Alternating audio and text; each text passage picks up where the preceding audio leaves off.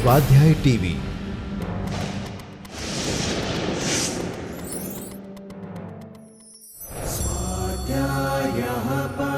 Doctor Baba Saheb Ambedkar open university.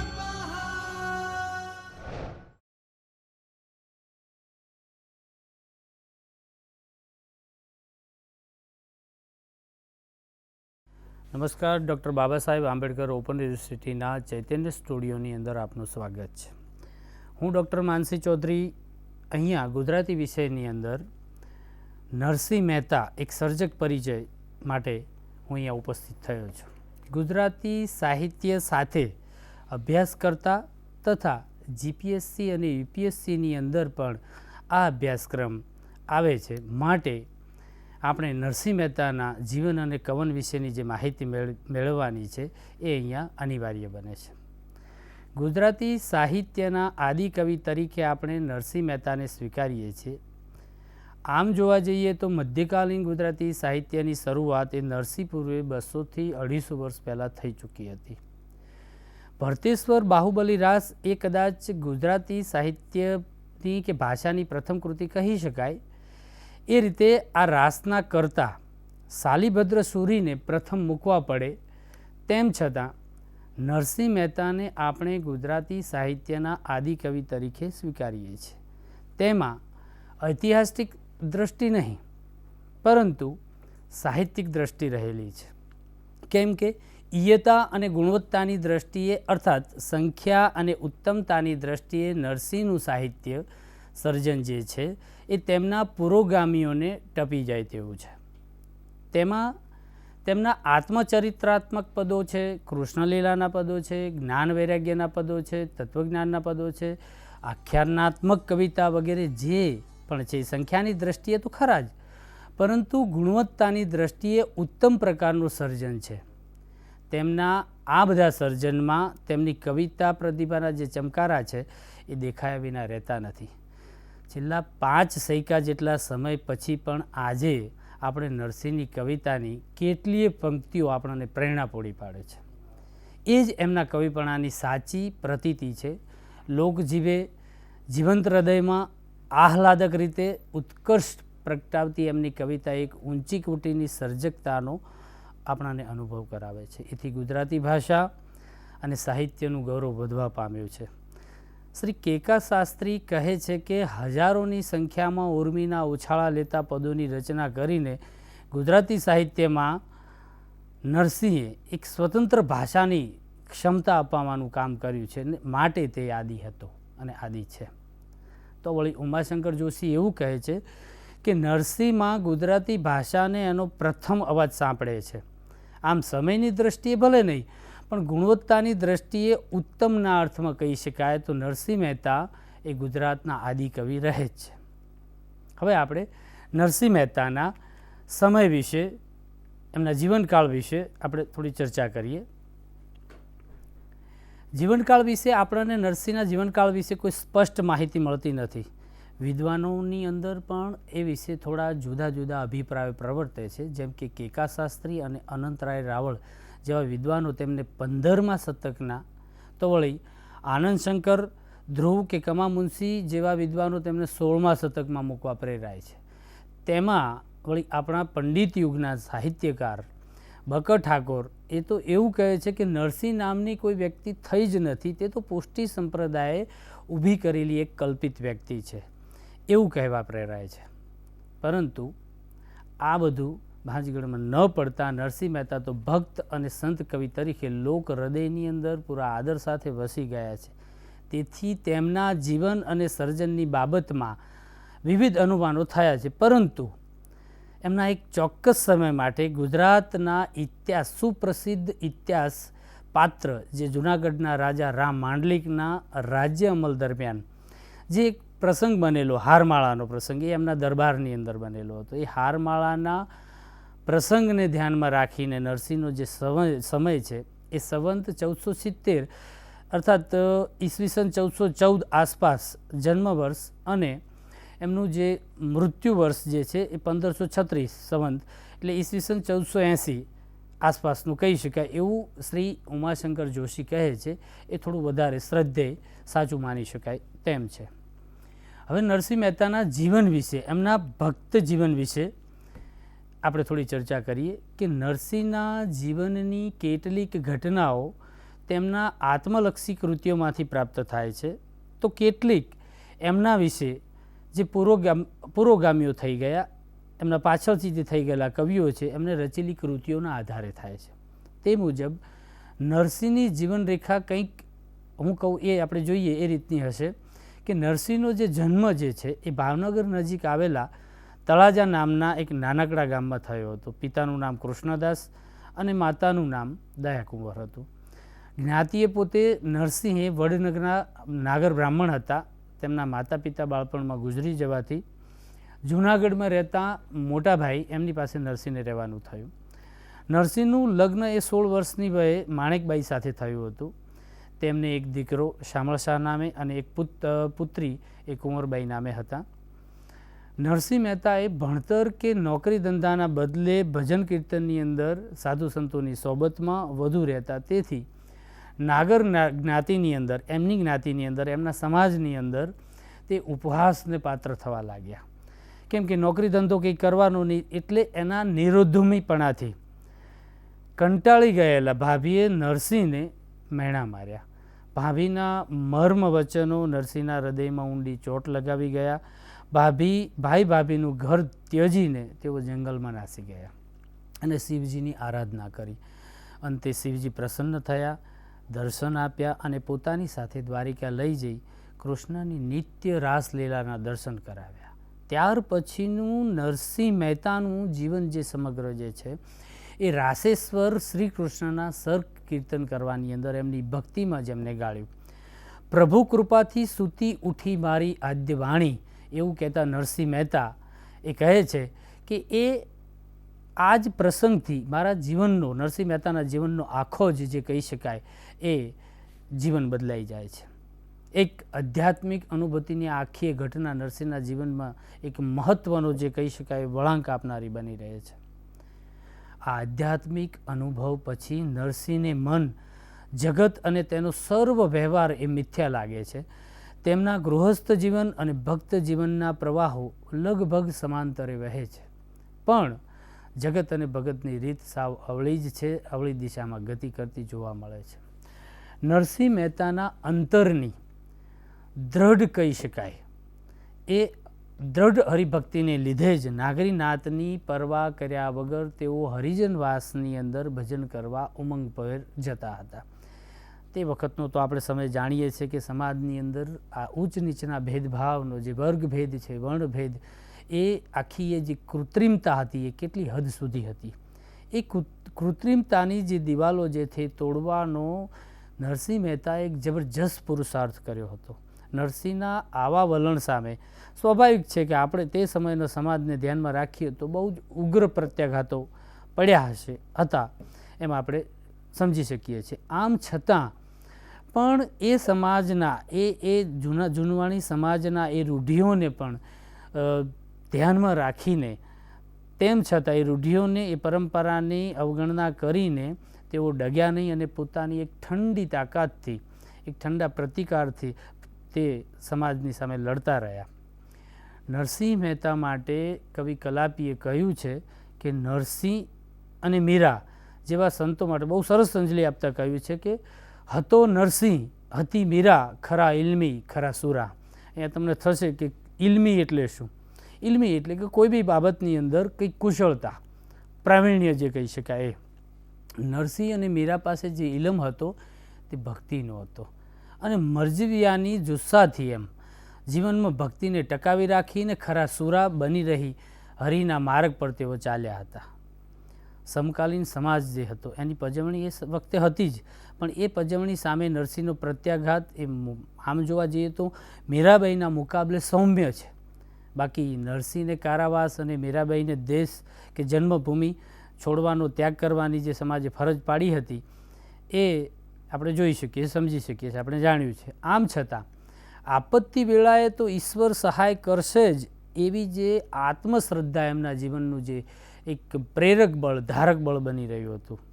નરસિંહને સંસારમાં જે કાર્યો કરવાના હતા તે બધા ભગવાનની સહાયથી ઉકલી ગયા હતા. એવા 5 પ્રસંગો આપણે જોઈએ તો હાર, હુંડી, મામેરું, વિવાહ અને વળી શ્રાદ્ધ જેવા પ્રસંગો એ આપણે જાણીએ છીએ, જે ગુજરાતની પ્રજાને મન જાણીતા છે. રામ માંડલિકના દરબારમાં કસોટીના પ્રસંગે ભગવાને જાતે આવીને નરસિંહ મહેતાને હાર પહેરાવેલો અને એ પહેરાવાથી તેમની ભક્તિનો જે ઉપવાસ કરનારાઓ જે દરબારમાં હતા કે સમાજમાં હતા તેમને પાછું પડવાનું થયેલું. એવો બીજો પ્રસંગ પણ આપણે લઈ શકીએ છીએ કે દ્વારકાની યાત્રાએ નીકળેલા, જે ગુજરાતની પ્રજાને સહજ હશે, પેલી હુંડીવાળો જે પ્રસંગ છે કે મારી હુંડી સ્વીકારો મહારાજ રે શામળા ગીરધારી, એ યાત્રાળુઓ જ્યારે નીકળ્યા ત્યારે સાચવવા માટે નરસિંહ મહેતાને 701 રૂપિયા જેવી રકમ એમને આપી હતી અને એના બદલામાં નરસિંહ મહેતાએ પ્રભુ ભક્તિ ઉપર કે પ્રભુની ઉપર આસ્થા રાખીને એમને એક હુંડી લખી આપેલી અને હુંડી એમને શ્રદ્ધા હતી એમની ભક્તિની અંદર કે સ્વીકારાઈ જશે, મારો શ્યામળો નાથ જે છે એ સ્વીકારી લેશે. અને નરસિંહ મહેતાએ જે હુંડી લખી આપી એ ભગવાને વેપારીના વેશમાં આવીને યાત્રાળુઓની હુંડી સ્વીકારી હતી.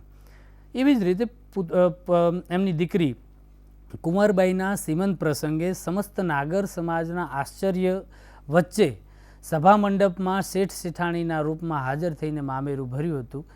અને એવી જ રીતે પુત્ર શામળદાસના લગ્ન પ્રસંગનો પણ જે પ્રસંગ હતો એ પણ ભગવાનની સહાયથી ઉકલ્યો હતો. પિતાના શ્રાદ્ધ પ્રસંગે નિર્ધન નરસૈયાને એના જ બીજા રૂપની અંદર એ પ્રસંગની અંદર ઘેર આવીને ઘી આપી જાય છે. આશ્ચર્ય તો ત્યારે જ થાય છે નરસિંહ મહેતાને કે જ્યારે ભજન કરીને પાછા આવતા હોય છે ત્યારે એમને થાય છે કે આ વસ્તુ, આ ઘટના ક્યારે બની. આ બધા પ્રસંગો એ નરસિંહના જીવનની અંદર એમના આત્મકથનાત્મક પદોમાં જોવા મળે છે. અને એના વગર પણ નરસિંહ મહેતા વિશે પ્રેમાનંદે એમના આખ્યાનની અંદર પણ એનું નિરૂપણ કર્યું છે. પોતાના પૂર્વ જીવન વિશે તેમજ ભક્ત જીવનમાં પ્રભુ કૃપાના અનુભવો વિશે નરસિંહે પૂરી શ્રદ્ધાથી ગાયું છે. હવે આપણે આગળ જોઈએ ભક્ત કવિ નરસિંહનું કાવ્ય સર્જન એ કઈ રીતનું છે. નરસિંહ મહેતાના કાવ્ય સર્જનને એ આપણે 4 વિભાગની અંદર વેચી શકીએ છીએ કે કાવ્ય સર્જન એ ગુણવત્તા અને ઈયતાની દ્રષ્ટિએ ખૂબ વિપુલ છે. ઘણા લોકો તો એવું પણ કહે છે, જે એના અનુગામીઓ હતા એ, કે નરસિંહે તો વિપુલ માત્રાની અંદર લગભગ 1,00,000-1,25,000 પદો રચ્યા હશે. પરંતુ આપણે એ બધી પ્રયોજનની અંદર ન પડતા એમનું જે વિપુલ સાહિત્ય છે એને 4 વિભાગમાં આપણે વેચી શકાય. જેમ કે પહેલો જે વિભાગ છે આત્મકથનાત્મક કૃતિઓ, એટલે પોતાનું આત્મચરિત્રના જે પદો છે, આત્મમંથનના પદો છે. એની અંદર હાર, હુંડી, મામેરું અને શ્રાદ્ધના પ્રસંગો જે છે એ આત્મકથનાત્મક પદોની અંદર આવે છે. જેમાં જારીના પદો પણ છે અને હરિજનોની સાથેનો જે સહવાસ હતો, હરિજનોને અપનાવ્યાના પદો પણ એમને આત્મચરિત્રાત્મક પદોની અંદર એમને મૂકી આપ્યું છે. બીજો જે ભાગ જે છે આખ્યાનાત્મક કૃતિઓ જે કહી શકાય, જેની અંદર ચાતુર્યો, સુદામા ચરિત્ર અને દાણલીલા, આ 3 વસ્તુ એની અંદર આવે છે. ત્રીજો જે ભાગ છે એ કૃષ્ણ ભક્તિના ઉર્મી ગીતો, એટલે કે કૃષ્ણ લીલા, શૃંગાર ભક્તિના પદો એ એની અંદર આ ત્રીજા ભાગની અંદર આવે છે, જેમાં વાત્સલ્ય પ્રીતિના પદો છે અને સાથે ભક્તિબોધના અર્થાત ભક્તિ જ્ઞાનના પદો એ એની અંદર આવે છે. ચોથું જે છે એ જ્ઞાન વૈરાગ્યના પદો, એની અંદર ભક્તિ જ્ઞાનના પદો છે અને અધ્યાત્મ અનુભવની કવિતા, એટલે કે પ્રેમ લક્ષણ ભક્તિની કવિતા એ નરસિંહના આ સાહિત્ય સર્જનના 4 મુખ્ય જે કહી શકાય એ ભાગો છે. આ ઉપરાંત કેટલીક રચનાઓ નરસિંહના નામે ચડાવી દેવામાં આવી છે, જેમાં નવા સંશોધનના આધારે જે આપણે જાણીએ છીએ કે સુરત સંગ્રામ અને ગોવિંદ ગમન, અને સાથે જ કદાચ દાણલીલા પણ નરસિંહની અસલ કૃતિ ન હોય તેવું વિદ્વાનોનું માનવું છે. શૃંગાર પ્રીતિના તથા રાસલીલાના કેટલાક પદો પણ નરસિંહના નામે ચડાવી દેવાયેલી, એટલે કે પાછલા સમયની રચનાઓ હોય એવું વિદ્વાનોનું માનવું છે. નરસિંહ મહેતાએ લખેલી આખ્યાનાત્મક કૃતિઓને બાદ કરતાં નરસિંહની કવિતા મુખ્યત્વે એ પદ પ્રકારની છે, લઘુ ઉર્મી રચનાઓ છે અને સ્વાભાવિકપણે પણ મધ્યકાળનું સમગ્ર સાહિત્ય છે એ પદ પ્રકારનું છે. ક્યાંય ગદ્યની રચના જોવા મળતી નથી. એ આખા સમગ્ર સાહિત્ય હેમચંદ્ર આચાર્યથી માંડો જૈન સાહિત્યમાં જુઓ કે જૈનેતર સાહિત્યની અંદર બધું જ સાહિત્ય જે છે એ લગભગ પદ્ય પ્રકારનું છે. લગભગ 1.25 લાખ જેટલા પદો નરસિંહે રચ્યા છે તેમ કહેવાય છે. પદ સંખ્યા કે એની અતિશયોક્તિમાં આપણે ટાળીએ અને એમાં ન પડીએ તો 1000 કે 1500 પદ જેટલા પદો પણ નરસિંહ મહેતાએ અવશ્ય રચ્યા હશે એમ કહી શકાય. નરસિંહના પ્રભાતિયા એ ગુજરાતના ઘરે ઘરે જાણીતા છે. બાળકથી માંડીને વૃદ્ધ સુધી સૌએ પ્રભાતિયા એક સરખા આકર્ષે છે. આપણે સવારની અંદર ઘણીવાર જાગ્યા હોઈએ તો રેડિયો ઉપર એ નરસિંહ મહેતાના પદો ચાલતા હોય છે. સર્વસામાન્ય આપણે જોઈએ છીએ. વૈષ્ણવજન તો તેને જ કહીએ જે પીડ પરાઈ જાણે રે. બીજું પણ આપણે સાંભળ્યું હશે, જાગને જાદવા કૃષ્ણ ગોવાળિયા તુજ બીને દહેનમાં કોણ જાશે. અને પેલું ભણવાની અંદર પણ આપણે જ્યારે સ્કૂલની અંદર અભ્યાસ કરતા હતા ત્યારે પણ આવતું હતું, જળ કંબળ જળ છાંડી જાને બાળા. તો આવા અનેક પ્રભાતિયાઓ જે છે ગુજરાતની પ્રજાના લોક હૃદયની અંદર વસેલા છે. હવે નરસિંહે પોતાએ ભક્ત કવિતાનું ઝરણું અહીંયા વહેતું રાખ્યું છે. હવે સૌ પ્રથમ આત્મકથનાત્મક કૃતિઓ એના વિશેની વાત કરીએ તો આત્મકથનાત્મક કૃતિઓ દ્વારા ભક્ત કવિ નરસિંહના જીવનનો અને તેની કવન શક્તિનો આપણને પરિચય મળી રહે છે. એમાં જન્મ, બાળપણ, ઉછેર, ભાઈ ભાભીનું વલણ, જ્ઞાતિજનોનો ઉપહાસ, હરિજનવાસમાં જઈને ભજન કરવાની નરસિંહની પ્રબળ મક્કમતા વગેરે બાબતોને નરસિંહે ઘણા પદોની અંદર નિરૂપી છે. ભાભીના મર્મ વચનોથી જ્યારે નરસિંહે ઘર છોડીને જંગલમાં જવું પડ્યું અને ત્યાં જઈને તપ કરવું, શિવજીનું પ્રસન્ન થવું, રાસલીલાના દર્શન કરવા, ભક્ત કવિતાનું ઝરણું અંતરમાં ફૂટવું અને એ બધા પ્રસંગો નરસિંહે આત્મબોધના પદોની અંદર વર્ણવ્યા છે. તેમાં નરસિંહની નિખાલસ અભિવ્યક્તિ જોવા મળે છે. ગૃહસ્થ જીવનની અંદર સંસારની રીતભાત સાથે મેળ પાડવામાં નરસિંહને ઘણું વેઠવામાં આવેલું છે. એ તો હાર, હુંડી, મામેરું અને વિવાહ અને શ્રાદ્ધ આદિ વગેરેના પ્રસંગો આપણે જોયા છે કે જેની અંદર ક્યાંક ના ક્યાંક પ્રભુએ એમને મદદ કરી છે અને એ પ્રભુના પ્રસન્ન થવાથી અને ભક્તિથી જ એમના દરેક પ્રસંગો ઉકેલ્યા છે એ આપણે જોઈ શકાય છે. નરસિંહની કસોટી એવી કેટલીય કટોકટી ભરી પળોમાં ભગવાને જાતે આવીને મદદ કરી હતી તેની વાત નરસિંહે ખૂબ જ ઉત્સાહથી ગાય છે. નરસિંહ કહે છે કે ભૂતળ ભક્તિ પદાર્થ મોટું બ્રહ્મલોકમાં નાહી રે. નરસિંહ મહેતા કહે છે કે ભૂતળ ભક્તિ પદાર્થ મોટું બ્રહ્મલોકમાં નાહી રે. આ વસ્તુ અહીંયા આ પંક્તિ એવું કહેવા માગે છે કે દ્રઢ ભક્તિ હરિભક્તિ એ એટલો બધો હરિભક્તિનો એટલો બધો પ્રતાપ છે અને ભક્તિના નામની અંદર એટલું બધું તાકાત છે કે એ પદાર્થને આ ભૂતળ ઉપર ગાવા માટે એની પોતાની વાણી નરસિંહની નિર્માય છે અને એમાં બીજા કોઈની જરૂર નથી. અને એની પ્રતીતિ એમની કવિતાની અંદર નરસિંહની કવિતામાં આપણને ઠેર ઠેર જોવા મળે છે. લોકો જેને ચમત્કાર ગણે છે કે નરસિંહ મહેતાના જીવનમાં આવા ચમત્કાર થયા છે એ ચમત્કાર ગણે છે તેવી ઘડીને નરસિંહ માટે તો ઈશ્વર આસ્થાની દ્રઢ પ્રતિપત્તિવાળી જે ક્ષણ છે એ પોતે માને છે. આકુળ વ્યાકુળ બની ગયેલી નકે એ વખતનો જે પ્રસંગ આપણે કુંવરબાઈની વાતની કરીએ તો કે એ વખતે કુંવરબાઈના પેલાની અંદર મસાળાની અંદર મસાળું કરશે શ્રી હરિ એવી શ્રદ્ધાથી એવા આશ્વાસનથી નરસિંહ મહેતા નિશ્ચિત ભરી હૈયાધારણ આપે છે. એ કેવી રીતે આપી શકે? જારીના પદોમાં પણ તે જ પ્રકારના છે. આ બધી રચનાઓમાં નરસિંહનું આત્મકથન આવે છે. તેમ છતાં ઉમાશંકર જોશી યોગ્ય જ કહે છે કે નરસિંહને પોતાની કથા કહેવામાં રસ નથી. તે તો પ્રસંગે પ્રસંગે પ્રભુની પ્રભુતા કેવી પ્રગટે છે એની ઉપર જ તેમનું ધ્યાન છે. હાર, હુંડી, મામેરું, વિવાહ એ બધા આત્મચરિત્રાત્મક ચારેય આખ્યાનકોએ નરસિંહના પ્રિય ઝૂલણા સંદની અંદર રચાયેલા છે અને એની ભાષા એ એકદમ સરળ છે. આખ્યાનાત્મક કૃતિઓ આપણે જોઈએ તો મધ્યકાલીન ગુજરાતી સાહિત્યના સૌથી લોકપ્રિય સાહિત્યકાર આખ્યાન એ આખ્યાનના બીજ નાખનાર એકમાત્ર કવિ નરસિંહ મહેતા છે અને એમાં નરસિંહ મહેતાનું ઘણું પ્રદાન છે આખ્યાનની અંદર, જેની અંદર તમે જોશો કે નાકર હોય, ભાલણ હોય કે કોઈ બી આખ્યાનકાર હોય તો એ આખ્યાનકારોએ જે પણ આખ્યાનો રચ્યા છે એ આખ્યાનની શરૂઆત એના મૂળ જે છે નરસિંહના આ આખ્યાનાત્મક જે પદો છે એની અંદર જોવા મળે છે.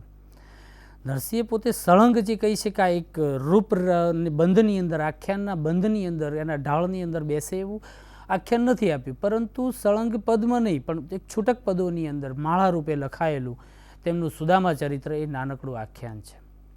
તેવી રીતે ચાતુર્યો, સુદામા ચરિત્ર, દાણલીલા એ નરસિંહે લખેલી સળંગ લાંબી આખ્યાન કલ્પ રચનાઓ છે. ચાતુર્યોના 25 પદોમાં દાણ નિમિત્તે ગોરસ ચૂંટવું, વનક્રીડા કરવી વગેરે વાતો જે આલેખાઈ છે એક એની અંદર છે, એ આખ્યાનગત છે. કૃષ્ણની ગોપીઓ સાથેની વિવિધ પ્રકારની આવી ચતુરાઈ એ ચાતુર્યોની અંદર નરસિંહ મહેતાએ પોતે વિહાર ચરિત્ર શબ્દ પ્રયોજ્યો છે એમના માટે. નરસિંહ મહેતા પોતે તો દૂતિકાર્ય કરેલું, ભગવાને જ કૃપા કરીને આ લીલા દર્શાવવા માટે એના હાથમાં મસાલ સોંપેલી. હવે અહીંયા મસાલનો જે સંદર્ભ આવે છે એના માટે યાદ કરીએ તો ગુજરાતી સાહિત્યના એક સુપ્રસિદ્ધ ગઝલકાર છે મનોજ ખંડેરિયા. એમને એ પોતે જૂનાગઢના વતની, એમને પોતે નરસિંહ વિશે લખેલું છે. પકડો કલમને કોઈ પડે હાથ આખે આખો બળે વિશેથી, પકડો કલમને કોઈ પડે એમ પણ બને કે હાથ આખે આખો બળે, એ વિશેની એમને વાત કરી છે. ત્યાં નરસિંહ મહેતાનો સંદર્ભ એમને મૂક્યો છે. અહીંયા આપણે હાલ જોયું કે નરસિંહ મહેતાને રાસલીલા નિહાળવા માટે એમના હાથની અંદર શ્રી કૃષ્ણ ભગવાને ખુદ મસાલ સોંપેલી. મનોજ ખંડેરિયાના જે કહી શકાય ગઝલની અંદર એ પોતે જૂનાગઢના વતની એટલે એ સ્વભાવે જ એ પ્રમાણે પણ નરસિંહ મહેતાનો ક્યાંક સંદર્ભ એમની ગઝલમાં કે એના સાહિત્યમાં આવી જતો હોય છે. એમની ગઝલમાં એમને લખ્યું છે કે તળેટી જતાં એવું લાગ્યા કરે છે કે હજીએ ક્યાંક કરતાલ વાગ્યા કરે છે. એટલે નરસિંહનો સંદર્ભ એમના સાહિત્યની અંદર પણ વણાયેલો આપણે જોઈ શકાય છે. આપણે એ વાતને બાજુ પર મૂકી નરસિંહના સાહિત્યની વાત કરીએ તો પોતે જે જોયું તેની યાદ એ પ્રત્યક્ષ અનુભવ તરીકે આમાં નિરૂપે છે. રાધાના શૃંગારનું વર્ણન રોચક બન્યું છે. વિષય નિરૂપણ તેમજ ભાષા શૈલીની બાબતમાં પણ જયદેવના ગીત ગોવિંદી સ્પષ્ટ અસર આપણને નરસિંહ મહેતાના સાહિત્યની અંદર જોઈ શકાય છે. સુદામા ચરિત્રમાં ભાગવતનો આધાર લઈને 9 પદોમાં સુદામાની કથા એ સંક્ષેપમાં પણ છતાં એક પ્રબળ અને સબળ રીતે એમને કલાત્મક રીતે આલેખી છે. એક ભક્તનું જીવન બીજા ભક્તના હાથે રચાયેલું આ ચરિત્રની અંદર આપણને જોવા મળે છે. સુદામા એ કૃષ્ણના મિત્ર હતા. નરસિંહ મહેતા એમના એ સુદામા ચરિત્રના પદોમાં લખ્યું છે, ચાલ્યો વાટમાં જ્ઞાનના ઘાટમાં મિત્ર મોહન તણું નામ લેતો. તેથી એ સુદામા ચરિત્રના પદોની અંદર એક ભક્તિનો મહિમા એ કેન્દ્ર સ્થાને હોય તે સ્વાભાવિક છે. સુદામાના પાત્રને આલેખવામાં નરસિંહનો ઝોક વધારે મૈત્રી પર છે. તેથી તે મૈત્રી ભક્તિનું પણ કાવ્ય કહી શકાય. નરસિંહનું સુદામા ચરિત્ર એક છૂટા સવાયા પદોમાં આલેખાયેલું છે અને એ હોવા છતાં પણ કથાનો તંતુ તો પ્રત્યેક પદને અવશ્ય સાંકળી આપે છે. અહીં આખ્યાન સ્વરૂપનો અરુણોદય અહીં જોઈ શકાય છે. બીજી આગળની કૃતિ જોઈએ તો દાણલીલા એ પ્રસંગ કાવ્ય છે. એમાં ગાયો ચરાવવા માટે ગોપબાળો સાથે ગયેલા કૃષ્ણ ડુંગરાઓમાં આમ તેમ વિખરાઈને ચરતી ગાયોને પાછી વાળવા નીકળ્યા છે ત્યારે કૃષ્ણ રાધાને જુએ છે અને ત્યાં એક સરસ મજાની પંક્તિ નરસિંહ મહેતા મૂકી આપે છે કે દીઠી અનુપમ નાર તેજે ત્રિભુવન મોહી રહ્યા જીરે નરખે નંદકુમાર. કૃષ્ણનું રાધા પાસે જવું, નટખટ કૃષ્ણનું રાધા પાસે દાણ માગવું, રાધાની વિનંતીથી અદ્ભુત સ્વરોમાં વાંસળી વગાડી અને રાધાનું મન જીતી લેવું જેવા પ્રસંગોમાં નરસિંહની કવિતાના ચમકારા આપણને દેખાયા વિના રહેતા નથી. હવે આગળ જોઈએ કૃષ્ણ ભક્તિના ઉર્મી ગીતો અર્થાત શૃંગાર પ્રીતિના ગીતો. એ શૃંગાર પ્રીતિના ગીતોની અંદર નરસિંહ એ કૃષ્ણની પ્રેમલક્ષણ ભક્તિની વાત કરે છે. નરસિંહનો જે કાવ્યસર્જનનો આરંભ એ કૃષ્ણ ભક્તિના જ્ઞાનથી થયો છે. એમના ઉર્મી ગીતો જે છે મુખ્યત્વે કૃષ્ણ ભક્તિના, કૃષ્ણ પ્રીતિના જ છે. એમાં વળી રાસ સહસ્ત્રપદો, વસંતના પદો, શૃંગારમાળાના પદો, હિંડોળાના પદો એ બધા મળીને લગભગ 900 જેટલા પદો એ શૃંગાર પ્રીતિના છે. સખી ભાવે ઈશ્વરની ભક્તિ ગાનાર નરસિંહ એ નારી અવતારનું ભારે ગૌરવ કરે છે. એમાં એક સરસ મજાનું લખ્યું છે કે કોણ પુણ્ય કરી નાર, કોણ પુણ્ય કરી નાર હું અવતરી. અહીંયા નારીના જીવન વિશેની અને નારી પ્રત્યે કેટલો આદર જે નરસિંહ મહેતાને છે એ વિશેની વાત એમણે કરી છે. કૃષ્ણ મુખે પણ ગોપી પ્રત્યેનો જે આદર ભાવ જે છે એ આદર ભાવ પ્રગટ કરતા નરસિંહ લખે છે કે નહીં કોઈ નાર્ય તમ સમોવડ સુંદરી, નહીં કોઈ નાર્ય તમ સમોવડ સુંદરી, જેની કુસુમમાલા વડે હું બંધાઉં. ઉત્કુટ ભક્તિના રંગે રંગાયેલી ગોપી શુદ્ધ હૃદય ભાવથી હરિને જે ભજે છે તેમાં હરિ દીથડે હરિ સરખા થઈએ, હરિ દીથડે હરિ સરખા થઈએ, જે દિન દેખું તે દિન લેખું. એવું અહીંયા હરિના દર્શન થાય તે જ જિંદગીનું ધન્ય દિવસ, એ જ અદ્વૈત ભાવ, એવી કેવી ઊંડી આરત અહીંયા આ પદની અંદર, આ કવિતાની અંદર વ્યક્ત થઈ છે. આમ નરસિંહે મુખ્યત્વે રાધાકૃષ્ણની એટલે કે રાધા અને ગોપીઓ સાથે રાસલીલા એને ખૂબ જ ઉત્સુકતાથી ગાઈ છે, આલેખી છે. એમાં ગોપીઓના રૂપ અને વસ્ત્ર અલંકારના તથા રાસમંડળના ચિત્રાત્મક વર્ણન સાહિત્યની દ્રષ્ટિએ ખૂબ જ અગત્યના છે. એમાંય વળી સુંદર ગોપી કંચન માલા વચમાં મરકતમણી ગોવિંદ, સુંદર ગોપી કંચન માળા વચમાં મરકતમણી ગોવિંદ, કે એના પછીની બીજી કોઈ પંક્તિ હોય કે અલવે અંગ મોડતી પિયું મન રંજતી, જાણી ધન દામિની મમકી ભારી, જેવી પંક્તિઓના અલંકાર અને એના ચિત્રાત્મક વર્ણન આપણને યાદ રહી જાય એવા છે. હવે જોઈએ તો વસંતના પદોમાં ઋતુરાજ વસંતનું આગમન થતાં પુષ્પિત થઈ ઉઠી વનવેલીઓ, મોહરી ઉઠતા આંબા, પુષ્પે પુષ્પે ઝૂલતા અને પુષ્પોને પણ ઝુલાવતા ભ્રમરોનું ગતિશીલ શબ્દચિત્ર એ કથનને પ્રત્યક્ષ કરે છે. આ વસંત ગોપીના હૃદયમાં જે મથામણ જગાવે છે તે નીચેની પંક્તિઓમાં આપણે જોઈ શકાશે. આપણે જોઈએ, હું કહું છું કે ચાલો રમીએ સહી, ચાલ રમીએ સહી, મેલ મથવું મહી, વસંત આવ્યો વન વેલી ખુલી, મોરિયા અંબ કોકિલ લવે કદમ, કુસુમ કુસુમ રહ્યા ભ્રમર ઝૂલી, કરો શણગાર ને હાર ગજગામીની, ક્યારની કહું છું જે ચાલ ઉઠી. અહીં આ પંક્તિની અંદર ઉપરોક્ત પંક્તિમાં ગોપીના તલસાટનું આટલી સરળ વાણીમાં જે ચિત્ર ઉપસાવી આપેલું છે બહુ સરસ રીતે છે. અહીં આત્મા અને પરમાત્માનો પ્રેમ સંબંધ એ નાજુકતાથી રજૂ થયો છે. કવચિત સ્થૂળ શૃંગાર ચિત્રો સહૃદય ભાવોને ખટકે છે. તેવે સમયે પણ નરસિંહનું ધ્યાન એ તો પોતાની સંસારી પરિભાષાના રૂપક દ્વારા અધ્યાત્મ ભાવ ગાવા તરફ હોય છે. આગળ એક આપણે સુપ્રસિદ્ધ પદ એમનું જોઈએ નરસિંહ મહેતાનું કે પેલું ભોળી રે ભરવાડન હરીને વેચવા ચાલી, હરીને મટુકીમાં મૂકી અને વેચવા નીકળેલી વરજની ભોળી ભરવાડનવાળું પદ ઉત્કૃષ્ટ ગોપી ભક્તિનું એક ઉદાહરણ છે. એમાં ભાષાની એટલી સરળતા છે, કાવ્યનું ઉત્તમ સત્વ એની અંદર પ્રગટ થયેલું છે. એણે શેરીએ શેરીએ સાધ પાડેલો એટલે તો 14 લોકનો નાથ પણ એને જોવા માટે, 14 લોકના નાથને પણ જોવા માટે સૌ લોક કૌતુકતાથી ટોળે વળેલા. ભગવાનને પણ આવવું જ પડે એવી પરિસ્થિતિ પણ નરસિંહે પદની અંદર ઊભી કરી આપી છે. ગોવાલણીના ભાગ્યે પ્રગટ્યા અંતર જામી, એવું નરસિંહ લખે છે કે ગોવાલણીના ભાગ્યે પ્રગટ્યા અંતર જામી, એની એ પંક્તિ જ કહી આપે છે કે ઉત્કુટ ગોપી ભક્તિનું આ કાવ્ય બન્યું છે. આવી જ રીતે અન્ય પદોમાં જેમ કે સખી આજની ઘડી રળિયામણી રે, હળવે હળવે હરિજી મારે મંદિર આવ્યા રે, ધન્ય ધન્ય ગોકુળિયું ગામ વગેરે પદો એટલા જ ભાવવાહી બન્યા છે. નરસિંહના વાત્સલ્ય ભાવના પદો વિશેષ બાળકૃષ્ણની લીલા રજૂ કરે છે. કૃષ્ણ જન્મના, તેની વધામણીના અને બાળલીલાના પદોમાં વાત્સલ્ય ભાવ પ્રગટ થાય છે. બાળલીલાના પદોની અંદર તો આપણે ગુજરાતી પ્રજાએ એ સાંભળ્યું છે કે ઓ પેલો ચાંદલિયો આઈ મુને રમવાને આપો, તારાને નક્ષત્ર લાવી મારા ગજવામાં ઘાલો. આ પંક્તિની અંદર કૃષ્ણની બાળહઠ, સહજ બાળહઠ દેખાઈ આવે છે. જશોદા એનાથી આગળ વધીને વ્રજની નાર, આ કૃષ્ણના જે બાળપણના કાનુડાના જે તોફાનો હતા, તોફાનોથી કંટાળીને એ એની મા પાસે, જશોદા પાસે ફરિયાદ કરવા આવતી ને ત્યારે જશોદા મા સહજ માતૃત્વથી એ એમનો ઉપર લેતી, એમનું ઉપરાણું લેતી અને એ કહે છે કે જશોદા, જે નારીઓ કે ગોપીઓ કહે છે કે જશોદા તારા કાનુડાને સાદ કરીને વાર રે, આવડી ધૂમ મચાવે વ્રજમાં કોઈ નહીં પૂછણહાર રે.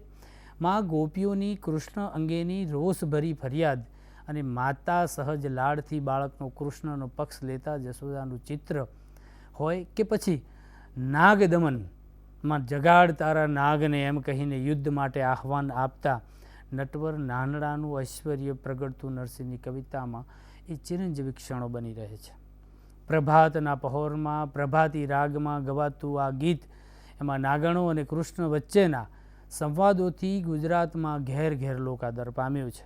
એવી રીતે જાગને જાદવા કૃષ્ણ ગોવાળિયા તુજ બિન ધૈનમાં કોણ જાશે એ પદ પણ ગોપ સંસ્કૃતિની આહલાદક છબી ઉપસાવી આપે છે. અસ્તુ મિત્રો, હવે પછી નેક્સ્ટ ટાઈમની અંદર બીજા વ્યાખ્યાનની અંદર આપણે મળીશું. આભાર.